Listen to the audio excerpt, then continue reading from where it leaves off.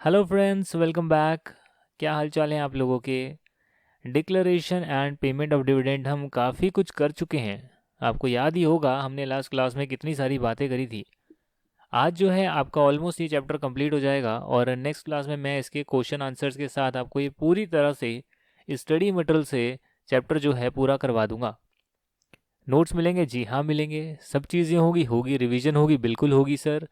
आपको याद कैसे रहेगा अगर रिवीजन नहीं होगी? वो तो मेरा बहुत ही कहते हैं ना उसे दायित्व है। वो तो मेरा दायित्व है कि मैं आपको रिवीजन करवा कर दूं। तो वो एंड में होगी, 100% होगी। फिलहाल है हम आगे पढ़ना स्टार्ट करेंगे और अनपेड डिविडेंड अकाउंट वाला जो कॉन्सेप्ट है वो हमें करना है। आईसीआई ने उसके लिए एक बहुत ही खूबसूरती से जो है चार्ट प्रेजेंट करके दिया है। जो भी पीछे बातें लिखी हुई है उन सभी चीज़ों का एक चार्ट जो है यहाँ प्रेजेंट करके दिया है। ये चार्ट क्या बोलते हैं आओ देखें ज़रा। डिविडेंड जो है आपको डिक्लेयर करना होता है और डिक्लेयर करने के 30 दिन के अंदर डिविडेंड जो है आपको पे भी कर देना होता है। और अगर शेयर होल्डर है तो उन्हें डेफिनेटली जो है क्लेम कर लेना होता है। अब वो क्लेम नहीं करते हैं, पे नहीं हो पाता है किसी भी कारणवश, और 30 दिन आपके पूरे हो जाते हैं तो उसके 7 दिन में, 30 दिन होने के बाद 7 दिन में आपको उसे एक अलग अकाउंट में डालना होता है। और उस अकाउंट का नाम है अनपेड डिविडेंड अकाउंट, जो कि आप एक शेड्यूल बैंक के साथ, जिसपे कि रिजर्व बैंक ऑफ इंडिया का हाथ है।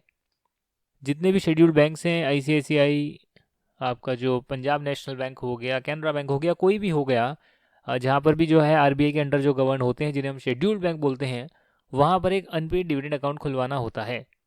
अगर आपने ऐसा नहीं किया, 7 दिन में अमाउंट जो कि क्लेम नहीं किया गया था, पेमेंट नहीं हो पाई थी, उसे यदि आप इस अकाउंट में नहीं डालते हैं तो आपको जो है 12% पर एनम के हिसाब से इंटरेस्ट लगना स्टार्ट हो जाएगा। यानी आपको इंटरेस्ट भी जो है वो पे करना पड़ सकता है। जो भी हुआ चलो ठीक है। उसके बाद जो है 90 डेज का टाइम और दिया गया है कि जो भी लोगों को आपने पैसा देना था वो नहीं दे पाए, डिविडेंड का जो पैसा था वो नहीं मिल पाया है, क्लेम नहीं हो पाया है, आप उसकी एक स्टेटमेंट बनाएंगे और उसमें उनका नाम लिखेंगे, जो उनका एड्रेस है लास्ट नोन, क्योंकि एड्रेस चेंज हो जाते हैं, नोटिस नहीं जाता, उनका बैंक अकाउंट चेंज हो जाता है, बैंक अकाउंट बंद हो जाता है, डिविडेंड पे नहीं हो पाता है, उसी कारणवश तो ये डिविडेंड पड़ा होगा ना सर। हर चीज़ अपडेटेड है तब थोड़ी ना पड़ा होगा, कुछ ना कुछ गड़बड़ है, उस वजह से ही जो है शेयर होल्डर के पास डिविडेंड नहीं जा पाया। एंड इन दैट केस क्या होगा सर? इन दैट केस जो है उनका नाम, उनका लास्ट नोन एड्रेस, उनका अनपेड डिविडेंड अमाउंट कितना है, वो कंपनी की वेबसाइट पे पब्लिश होगा। और साथ में अगर गवर्नमेंट ने कोई और वेबसाइट को भी अप्रूव किया है तो वहाँ भी जो है आप पब्लिश कर सकते हैं। उस केस में जो आपका वो मेंबर है, शेयर होल्डर है, वो कभी तो चेक करेगा, यार इस कंपनी के मेरे पास शेयर थे, एक बार देख लेता हूँ वेबसाइट, और वेबसाइट पे पता लगेगा यार ये तो मेरा नाम का डिविडेंड आ रहा है, ये तो मुझे ले लेना चाहिए। तो वो वहाँ से देकर क्लेम कर लेगा, है ना। अगर पब्लिश भी कर दिया, सब कुछ कर दिया, उसके बाद भी 7 साल बीत जाते हैं, आपने जो है अनपेड डिविडेंड अकाउंट में डाल दिया, अब 7 साल बीत गए, क्लेम नहीं किया, तो उस पैसे का आप क्या करेंगे? जो आपने जो है एक सेपरेट बैंक अकाउंट में रखा था, उस पैसे को और उस पैसे के ऊपर जो इंटरेस्ट मिलेगा आपको, जैसे बैंक में सेविंग में रखते हैं ना और इंटरेस्ट मिलता है, वैसे जो भी आपको सारा पैसा मिलेगा, जिन लोगों ने क्लेम नहीं किया, उस केस में उस पैसे को आप एक इन्वेस्टर एजुकेशन प्रोटेक्शन फंड में डालेंगे, जिसका नाम तो शॉर्ट में ऐसे लिखा हुआ है IEPF, investor education protection fund. However इसका जो यूज़ है वो इन्वेस्टर को जो है एजुकेट करने का ही नहीं है, उसके अलावा बहुत सारे इसके यूज़ और हैं। कई बार जो है इसमें से जो है अपना रिफंड भी लोग लेना चाहें तो ले सकते हैं और बहुत सारी और चीज़ें भी कर सकते हैं, हम जानेंगे बाद में। फिलहाल जो है मैं आपको बता देता हूँ कि हमने ऑलरेडी पूरा का पूरा जो प्रोविज़न है वो कर ली है। दोबारा से जानना चाहते हो? जी हाँ, देख लीजिए आप यहाँ पर सेक्शन नंबर 124 में सारी बातें लिखी है अनपेड डिविडेंड अकाउंट के बारे में। अनपेड डिविडेंड का मतलब है जो कि शेयर होल्डर को पे नहीं हो पाया, डिक्लेयर करने के 30 दिन में पे नहीं हो पाया, तो 7 दिन के विदिन, 30 दिन पूरे होने के बाद 7 दिन के विदिन आपको एक शेड्यूल बैंक में अकाउंट खोलना पड़ेगा। आपको जो है 90 दिन में एक स्टेटमेंट भी देनी पड़ेगी और उसे अपनी वेबसाइट पे जो है पब्लिश भी करना पड़ेगा। अगर सेंट्रल गवर्नमेंट ने कोई और वेबसाइट बताई तो वहाँ भी आप पब्लिश कर सकते हैं, जिसमें कि नाम, लास्ट नोन एड्रेस, कितना अमाउंट ऑफ डिविडेंड अनपेड है, वो सब चीज़ें जो है आप लिख कर दिखाएंगे। इंटरेस्ट जो है आपको देना पड़ सकता है अगर आपने डिफ़ॉल्ट करा है, मतलब कि आप जो है डिपॉजिट नहीं करते तो 12% का इंटरेस्ट आपको देना पड़ेगा, क्योंकि आपने अनपेड डिविडेंड अकाउंट में पैसा नहीं डाला जो आपको डाल देना चाहिए था, है ना जी। इन ये तो लिखा है, if any default is made in transferring total unpaid dividend amount और any part thereof to the unpaid dividend account, तो क्या होगा? आपको उसमें इंटरेस्ट एक्स्ट्रा देना पड़ेगा। जो क्लेमेंट है, जिसको क्लेम करना है अमाउंट, वो चाहे तो क्लेम कर सकता है, कोई दिक्कत नहीं है। और कंपनी जो है उसको पेमेंट कर देगी। अब क्लेम भी नहीं करता, 7 साल हो जाते हैं from the date of such transfer. आपने जो है अनपेड डिविडेंड अकाउंट में ट्रांसफ़र किया और 7 साल बीत गए, 7 ईयर्स बीत गए, 7 साल तक कोई नहीं आया पैसा लेने के लिए, तो इन्वेस्टर एजुकेशन प्रोटेक्शन फंड में आपको ट्रांसफ़र करना होता है। फर्दर जो है कंपनी जो है एक प्रिस्क्राइब्ड स्टेटमेंट बनाएगी जिसमें सबकी डिटेल होगी, और इन्वेस्टर एजुकेशन प्रोटेक्शन फंड की जो अथॉरिटी है जिसके अंतर्गत जो है ये फंड को बनाया गया है, उस अथॉरिटी को जो है डिटेल देगी, और अथॉरिटी जो है उसकी रिसिप्ट देगी कि हाँ भैया ये पैसा हमें अब रिसीव हो गया है। साथ ही में एक यहाँ पर और एक प्रोविज़न इंसर्ट किया गया है, जिन शेयर्स पर जो है dividend has not been paid और क्लेम्ड फॉर 7 कंजिक्यूटिव ईयर्स, मतलब ऐसे शेयर्स जिन पर डिविडेंड डिक्लेयर तो हुआ होगा, भैया डिक्लेयर वर्ड नहीं लिखा, पेड और क्लेम्ड की बात लिखी है कि भैया डिक्लेयर हुआ, पे नहीं हुआ, क्लेम नहीं हुआ, 7 साल तक लगातार कभी नहीं हुआ। समझने की कोशिश करिए, आपने जो है 2012 में जो है डिविडेंड डिक्लेयर करा, शेयर होल्डर लेने नहीं आया, 2013 में डिक्लेयर करा, लेने नहीं आया, 2014 में डिक्लेयर करा, वो डिविडेंड रिसीव हो गया, वो शेयर होल्डर को रिसीव हो गया, तो फिर साल ब्रेक हो गए, बीच में टूट गए, लगातार 7 साल तक डिविडेंड डिक्लेयर जितना भी हुआ बीच में वो पे नहीं हो पाता है, तो उन शेयर्स पर भी अगर 7 साल का लगातार टाइम पीरियड है तो वो शेयर्स भी एक तरह से जो है इन्वेस्टर एजुकेशन प्रोटेक्शन फंड में ट्रांसफ़र हो जाएंगे, along with a statement containing all the particulars. तो ये चीज़ जो है यहाँ पर लिखी है, right of owner of transferred shares to reclaim. Definitely ऐसा तो है नहीं कि इन्वेस्टर एजुकेशन प्रोटेक्शन फंड में डाल दिया तो उससे आप वापस नहीं ले सकते हैं। जो क्लेमेंट है शेयर्स का वो क्लेम कर सकता है, भैया मेरे शेयर जो है रिक्लेम कर सकता है, मुझे वापस ट्रांसफ़र कर दो, और प्रोसीजर फॉलो करके फॉर्म सबमिट कर सकता है।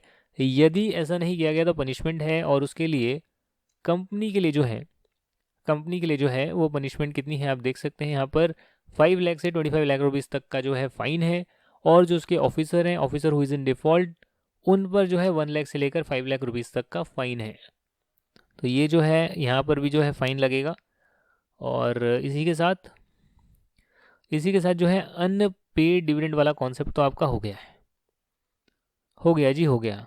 अब हम करते हैं आपके कुछ और कॉन्सेप्ट, और उसके बाद जो है एंड में हम बढ़ेंगे investor education and protection fund. Last वाला टॉपिक आपका यही होगा, right of dividend, right shares and bonus shares to be held in abeyance. Abeyance का मतलब सस्पेंशन, सस्पेंशन का मतलब उस पर किसी की ओनरशिप नहीं रहेगी, pending registration of transfer of shares. मतलब क्या है इसका, मतलब है कि एक इंस्ट्रूमेंट जो है ट्रांसफ़र का जो है शेयर होल्डर डिलीवर करता है by a share holder for registration and transfer of such shares has not been registered by the company. Company ने उसको रजिस्टर नहीं किया सर। तो जैसा कि मैंने पहले ही बताया था कि एक बंदे ने ट्रांसफ़र कर दिया, कंपनी को पता लग गया ये शेयर ट्रांसफ़र हो चुके हैं, पर उनके रजिस्टर में पुराने वाले का ही नाम आ रहा है, उस केस में कंपनी क्या करेगी, उस केस में जब नए वाले के लिए डिटेल ही नहीं है तो उसको डिविडेंड कैसे पे करेगी, इसलिए उसका अमाउंट भी अनपेड डिविडेंड अकाउंट में डाला जाता है। हालांकि अगर इस बंदे ने बोल दिया कि जो मेरे नाम पर शेयर आ रहे हैं वो आप जो नया वाला ओनर है उसके नाम ही जो है आप डिविडेंड ट्रांसफ़र कर दीजिए, मैं उसको राइट देता हूँ, और डेफिनेटली जब आप रजिस्टर करेंगे तो शेयर भी आप नए वाले के नाम पे रजिस्टर कर लीजिए, उस केस में कोई दिक्कत नहीं है ना। इसने इंस्ट्रक्शन दे दी है, क्योंकि हमने पढ़ा था कि dividend should be paid to a share holder और ऑन हिज डायरेक्शन और ऑन हिज ऑर्डर और टू हिज बैंकर।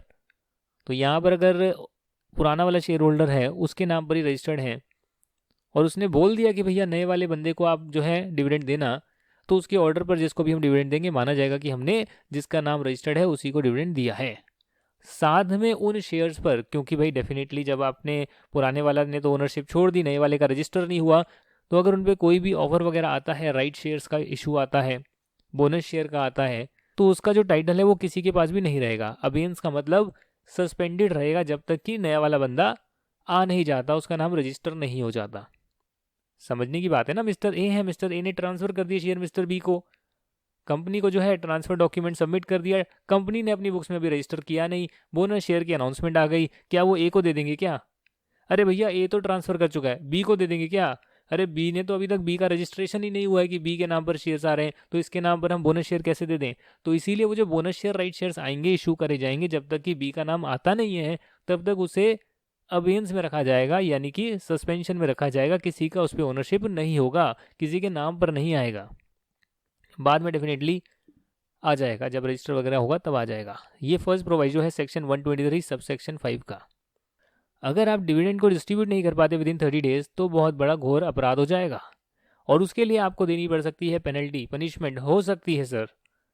क्या हो सकती है जानेंगे, बट पहले यहाँ पर ये लिखा हुआ है कि अगर आपने तो सब कुछ सही भेजा बट सामने वाले को नहीं मिला, उस केस में कोई पनिशमेंट अट्रैक्ट नहीं होगी। आपने डिविडेंड वारंट भेजा, आपने सारी चीज़ें करी है, सामने वाले को फिर भी नहीं मिलता है, कंपनी की डिफॉल्ट नहीं है, कंपनी की गलती नहीं है, तो कोई दिक्कत नहीं है। अदरवाइज यहाँ पर कंपनी की दिक्कत है और कंपनी जो है अनपेड डिविडेंड अकाउंट में नहीं डाल पाती, उसका तो हमने 12% का इंटरेस्ट कुछ देखा था ना पर एनम का। मैं ये कह रहा हूँ कि कंपनी शेयर होल्डर को पे नहीं करती है डिविडेंड, कंपनी की वजह से शेयर होल्डर को पैसे नहीं मिलते, शेयर होल्डर की वजह से नहीं, कंपनी की वजह से जानबूझ के नहीं मिलते, तो 18% का उसे इंटरेस्ट भी देना पड़ेगा जब तक डिफॉल्ट कंटिन्यू रहता है। और जो उसके डायरेक्टर्स होंगे, every director of the company, अब यहाँ ये नहीं लिखा every director who is in default, यहाँ लिखा है सभी डायरेक्टर, डिविडेंड में दिक्कत हुई सभी डायरेक्टर लिख दिए हैं। अगर प्रोविजंस को पढ़ा जाए तो उस हिसाब से तो यही बनता है मीनिंग। एवरी डायरेक्टर जो कि नोइंगली था पार्टी टू डिफॉल्ट, यानी डिफॉल्टिंग डायरेक्टर जो होगा उसे 2 साल की जेल हो सकती है। जिसकी गलती की वजह से कंपनी ने डिविडेंड नहीं पे किया, डिक्लेयर करा, पे नहीं किया, 30 दिन के विदिन उस डायरेक्टर को 2 साल तक की जेल हो सकती है और मिनिमम फाइन जो है 1000 रुपये लग सकता है हर दिन का, टिल द डिफॉल्ट कंटिन्यूज। तो यानी कि क्या समझे आप, डिविडेंड पे नहीं करोगे, हम बोलते हैं डिविडेंड पे नहीं होगा, क्लेम नहीं होगा, तो फिर इन्वेस्टर एजुकेशन प्रोटेक्शन फंड में डालेंगे, पर कंपनी पर भी तो लाइबिलिटी लगा दी, उसके ऑफिसर पर भी लाइबिलिटी लगा दी है, तो भैया कंपनी जो है उसे पे करना ही पड़ेगा, वरना तो खत्म हो जाएगी वो, लाइबिलिटी दे देकर, पेनल्टी दे देकर खत्म हो जाएगी। इसलिए उसको जो है देना ही पड़ेगा, टाइम पर देना ही पड़ेगा।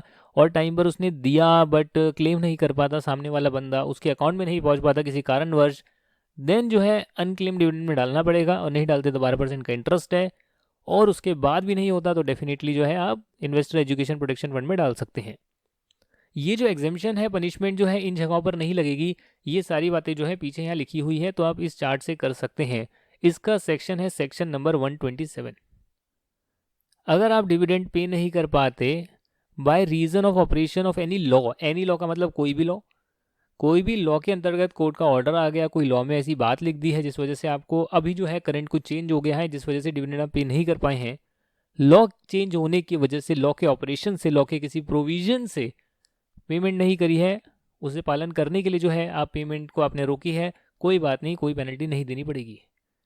शेयर होल्डर ने कुछ इंस्ट्रक्शंस दे दियो कि आप जो है मुझे इस तरीके से जो है डिविडेंड की पेमेंट करेंगे, कंपनी जो है बाद में देखती है वो कंप्लाई नहीं हो पा रहा है और शेयर होल्डर को बोलती है भैया ये तो हम नहीं कर सकते, हम किसी और तरीके से पेमेंट कर सकते हैं। शेयर होल्डर उसका जवाब नहीं देता, 30 दिन हो जाते हैं, कंपनी की कोई लाइबिलिटी नहीं आएगी।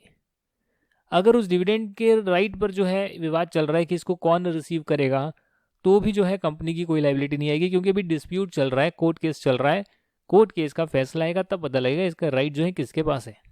डिविडेंड को आपने एडजस्ट कर दिया है, जो शेयर होल्डर से सम ड्यू था, कॉल्स वगैरह मंगाया था, शेयर होल्डर ने पैसे नहीं दिए, अब जो है कंपनी ने डिविडेंड जो अनाउंस किया है, जिन शेयर होल्डर ने अपनी कॉल मनी नहीं दी थी उनको डिविडेंड पे करने की बजाय कॉल मनी से एडजस्ट कर दिया है, जो कॉल इन अरियर थे उससे एडजस्ट कर दिया है, कोई दिक्कत नहीं है, कोई भी दिक्कत इसमें नहीं आएगी।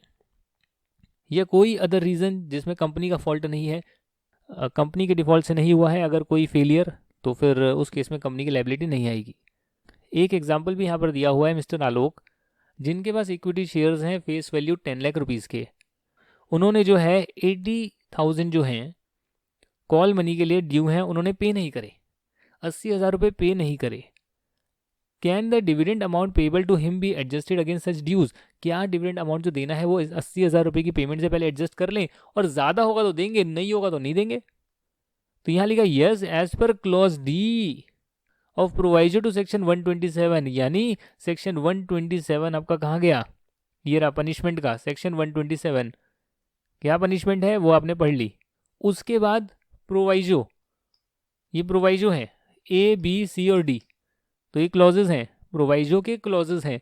क्लॉज डी में लिखा हुआ है कि अगर लॉफुली उसको हमने एडजस्ट कर दिया, जो कि यहाँ भी लिखा हुआ है, लॉफुली हमने एडजस्ट कर दिया जो अमाउंट शेयर होल्डर से ड्यू थी, उस केस में कोई दिक्कत नहीं आएगी। तो वही बात आपने यहाँ लिख दी है। Thus, the action of the company adjusting dividend payable to Mr. Alok towards call money due on shares amounting to 80,000 is justified and there is no punishment and therefore no punishment is attracted. यही अगर हम बात करें section 127 जो penalty की बात करिए निधि companies के लिए, जो कि एक फाइनेंस प्रोवाइड करती है अपने मेंबर्स को और लोन वगैरह देती है अपने मेंबर्स को, उनसे फिर बाद में इंटरेस्ट वगैरह भी लेती है, ऐसे ही करती है, मनी कलेक्ट करती है, वो उसका काम चलते रहता है। अगर डिविडेंड पेबल जो है टू अ मेंबर इज 100 और लेस, अब यहाँ पर शेयर नहीं लिखा, कौन समझेगा, कैसे समझेंगे, इसको पर शेयर लिखा नहीं है, 100 रुपये और लेस लिख दिया है, सिर्फ डिविडेंड देना है एक मेंबर को। It shall be sufficient compliance of the provisions of section 127 if the declaration of the dividend is announce in the local language in one local newspaper of wide circulation. Hence, said declaration is also displayed on the notice board of the nidhis for at least 3 months। मतलब ये है कि जो निधि companies हैं उनको provisions जो है section 127 के फॉलो करने हैं। हालांकि उन्हें एक छूट दे दी है, अब जिन मेंबर्स का जो है 100 रुपये से कम जो है उन्हें देना होता है डिविडेंड, अगर मेंबर को देना होता है, बहुत ही छोटा मोटा अमाउंट देना होता है, तो एक लोकल न्यूज़पेपर में सर्कुलेट कर देते हैं। काफ़ी सारे मेंबर्स होते हैं निधि कंपनी के, तो वो लोकल न्यूज़पेपर में सर्कुलेट करके नोटिस बोर्ड पे लगा सकते हैं 3 महीने तक कि भैया लो, हमने जो अनाउंस करना है कर दिया। अब उसके बाद बंदा नहीं लेता डिविडेंड या कुछ भी है तो निधि कंपनी को हम कुछ नहीं बोल सकते हैं, फिर बंदे की रिस्पॉन्सिबिलिटी उसे क्या करना है। और बाकी जो प्रोविजन लगते हैं वो तो निधि कंपनीज पर लगते ही हैं, जैसे सभी कंपनीज पर लगते हैं। इसी के साथ जो है चैप्टर यहाँ दिख रहा है कंप्लीट हो गया, बट एक टॉपिक रह गया है, वो है investor education and protection fund, जिसकी चर्चा हम अभी करेंगे और कुछ जो है नेक्स्ट क्लास में चर्चा करेंगे, और उसके साथ हम स्टडी मॉडल के बाकी क्वेश्चंस भी करेंगे। थोड़ा सा बड़ा टॉपिक है बट इतना भी नहीं है कि हम नहीं कर सकते। 10 मिनट अभी पढ़ लेते हैं और बाकी जो है नेक्स्ट क्लास में आपका हो जाएगा। आखिरी टॉपिक जो है आज की क्लास का वो हम अभी कर रहे हैं, investor education and protection fund IEPF। Section number 125 जो है एक्ट का, डेफिनेटली इसके साथ जो रूल्स बने हुए हैं वो रूल्स भी, उसमें भी कई बातें लिखी होगी, तो वहाँ पर जो है investor education protection fund authority का निर्माण किया गया है। और ये जो अथॉरिटी है इसका काम होता है कि जो इन्वेस्टर एजुकेशन प्रोटेक्शन फंड है उसकी देखरेख करना, उसमें जो पैसा आना है वो आए, उसको जो यूज़ करना है वो करे, जो भी करना है वो काम करे। ये जो फंड है दोस्तों ये इस्टेब्लिश किया गया है बाय सेंट्रल गवर्नमेंट, और जो भी अमाउंट यहाँ नीचे लिखी है उन अमाउंट से इस फंड को जो है क्रेडिट किया जाएगा, जिसका जो यूज़ है हम डेफिनेटली इन्वेस्टर की प्रोटेक्शन के लिए करेंगे। रिफंड ग्रांट करना है रिफंड कर लेंगे, वही अमाउंट आई है तो हो सकता है ना रिफंड ग्रांट करना पड़ जाए, वो करने के लिए यूज़ कर लेंगे। और इन सब चीज़ों के लिए जो है इस फंड का इस्तेमाल होगा, और बहुत सारी अमाउंट से इस फंड को हम क्रेडिट करेंगे। कौन कौन सी अमाउंट है वो यहाँ लिखी है, मतलब अगर कि सेंट्रल गवर्नमेंट ने डोनेशन दी है या कोई अमाउंट दी है कि आप जो है इन्वेस्टर की एजुकेशन के लिए, प्रोटेक्शन के लिए आप यूज़ करें, तो आप उस अमाउंट को इस पर्टिकुलर फंड में क्रेडिट करेंगे। इवन कंपनी भी जो है कई बार डोनेशन वगैरह देती है इन्वेस्टर की एजुकेशन प्रोटेक्शन के लिए, वो सारा अमाउंट भी आप यहाँ पर डाल देंगे। डेफिनेटली अपना फेवरेट जो है सेक्शन 124 सब सेक्शन 5 जो कहता है कि अनपेड डिविडेंड का अकाउंट में अगर पैसा है और 7 साल तक जो है पड़ा रहता है तो उसके बाद आप इन्वेस्टर एजुकेशन प्रोटेक्शन फंड में उसको डालेंगे। अमाउंट जो है जनरल रेवेन्यू अकाउंट है, सेंट्रल गवर्नमेंट का एक अकाउंट होता है। अगर सेंट्रल गवर्नमेंट की अकाउंटिंग आप सीखोगे कभी फ्यूचर में तो वहाँ पाओगे कि एक जनरल रेवेन्यू अकाउंट होता है, जैसे कि आपकी कंपनी का रेवेन्यू अकाउंट है वैसे सेंट्रल गवर्नमेंट का भी जनरल रेवेन्यू अकाउंट होता है। The amount in which general revenue account of the central government which had been transferred to that account under section 205A of subsection 5 of the Companies Act 1956 as it stood immediately before the commencement of Companies Amendment Act and remaining unpaid or unclaimed on the commencement of this act। क्या मतलब हो गया, यानी कि जो पुराना वाला companies act है उसके अंतर्गत इस पर्टिकुलर अकाउंट में कुछ पैसा डाला होगा, उसका सेक्शन का रेफरेंस आ रहा है जो हमें पढ़ने की ज़रूरत नहीं है, पुराने एक्ट का क्यों पढ़ें। सीधी सीधी बात यह कि पुराने एक्ट में कहीं पर जो है पैसा डला हुआ था, उस पैसे को जो है नए एक्ट में जो इन्वेस्टर एजुकेशन प्रोटेक्शन फंड बना है उसी में ट्रांसफ़र करना है, वो बात लिखी है। होता है ना कई बार आपका पुराना खाता है, अब नए एक्ट में नया खाता बन गया तो पुराने एक्ट के इन खातों को हम नए अकाउंट में इन्वेस्टर एजुकेशन प्रोटेक्शन फंड में ट्रांसफ़र करेंगे, ऐसी बात लिखी हुई है। उसमें एक जनरल रेवेन्यू अकाउंट आता है सेंट्रल गवर्नमेंट का, पुराने एक्ट में जो बना था इस सेक्शन के अंतर्गत जो बना होगा, पुराना सेक्शन है पुराने एक्ट का कोई सेक्शन है, तो उसे भी जो है इन्वेस्टर एजुकेशन प्रोटेक्शन फंड में हमने डाला है। जो पुराने एक्ट में इन्वेस्टर एजुकेशन प्रोटेक्शन फंड में पैसा था वो भी आप नए वाले एक्ट में जो बना है इन्वेस्टर एजुकेशन प्रोटेक्शन फंड उसमें डाल देंगे। जो आपने पैसा यहाँ जमा करवाया हुआ है उस पर जो इंटरेस्ट की इनकम हो रही है, अदर इनकम हो रही है, वो सारा भी आप जो है इसी अकाउंट में डालेंगे। यानी सिर्फ अनपेड डिविडेंड का 7 साल के बाद आपको पैसा यहाँ नहीं डालना है, बल्कि बहुत सारी और पैसा जो है वो भी इन्वेस्टर एजुकेशन प्रोटेक्शन फंड में आता है। अमाउंट रिसीव थ्रू डिस्गॉर्जमेंट, और डिस्पोजल ऑफ सिक्योरिटीज, इसका मतलब होता है आपने जो है सरेंडर कर दिया है। सरेंडर का मतलब दे दिया है, डिस्पोज कर दिया है, यानी amount received under section 38 sub section 4 that is amount received through disgorgement और disposal of securities seized from a person who has been convicted of personation. Personation का मतलब इम्पर्सोनेशन यानी प्रिटेंड करना, दिखावट करना, for acquisition of securities as provided in section 38 sub section 3। किसी के पास rightful possession नहीं है, कुछ ना कुछ झोल है, गड़बड़ी है, गलत तरीके से जो है लिया हुआ है, और उस केस में हम उन सिक्योरिटीज़ को कैंसिल करना चाहते हैं, तो कैंसिल करने के बाद जो अमाउंट आएगी ना, उस अमाउंट को जो है हम यहाँ ट्रांसफ़र कर देंगे, उस अमाउंट को हम इस पर्टिकुलर फंड में ट्रांसफ़र कर देंगे। कई बार होता है दोस्तों, एप्लीकेशन मनी होती है, आपको पता होगा कि जब हम शेयर को इशू करते हैं तो पहले एप्लीकेशन मनी आती, फिर अलॉटमेंट मनी आती है, ऐसे हुआ करता था। तो एप्लीकेशन मनी तो आ गई, पर सिक्योरिटीज़ जो है वो आपने अलॉट नहीं करी, और जो है उस पर रिफंड बनता है। अगर रिफंड बनता है और रिफंड जो है अनक्लेम्ड रह गया, सामने वाली पार्टी को नहीं मिला, तो जैसे अनपेड डिविडेंड था, अनक्लेम्ड डिविडेंड था, उसी तरह जो है 7 साल के बाद जो है ये अमाउंट भी आपकी इन्वेस्टर एजुकेशन प्रोटेक्शन फंड में जाएगी। और यही नहीं, आपकी डिपॉजिट, आपका डिवेंचर मेच्योर हो गए, 7 साल हो गए, सामने वाली पार्टी को नहीं देते भैया, आप कहते हैं हमने तो दिया, उस सामने वाली को रिसीव नहीं हो रहा, उसका कुछ एड्रेस चेंज हो गया, उसका कोई बैंक अकाउंट चेंज हो गया, कोई भी रीज़न हो गया, सामने वाली पार्टी नहीं ले पाती है मैच्योर डिपॉजिट का पैसा, डिपॉजिट हो या फिर आपका डिवेंचर हो, कुछ भी हो, 7 साल बीत गए, उसको भी आप यहाँ डाल सकते हैं। इंटरेस्ट जो एक्रू हुआ है क्लॉज नंबर H-J, ये application money, mature deposit, matured debentures पर जो इंटरेस्ट एक्रू हुआ है वो भी साथ में आप यहाँ डाल देंगे। कब डालेंगे? जब 7 साल तक सामने वाली पार्टी क्लेम नहीं करती मैच्योरिटी होने के बाद। कई बार दोस्तों कंपनी को जो है फ्रैक्शनल शेयर्स मिलते हैं। फ्रैक्शनल शेयर्स का मतलब कि 10.1 शेयर, बोनस इशू हुआ, 4 के बदले 3 मिलेंगे। अब जरूरत तो नहीं ना सबके पास 8 शेयर हो, 8 शेयर के बदले 2 मिलेंगे, 12 के बदले 3 मिलेंगे, ऐसा तो नहीं ना, किसी के पास 9 शेयर भी हो सकते हैं। तो 4 के बदले 3 मिलेंगे, तो 9 के बदले कितने मिलेंगे बताइए ज़रा। 9 के बदले पॉइंट में आएगा, 2 पॉइंट समथिंग आएगा, 2.025 समथिंग कुछ ऐसे आएगा, अजीब सा नंबर।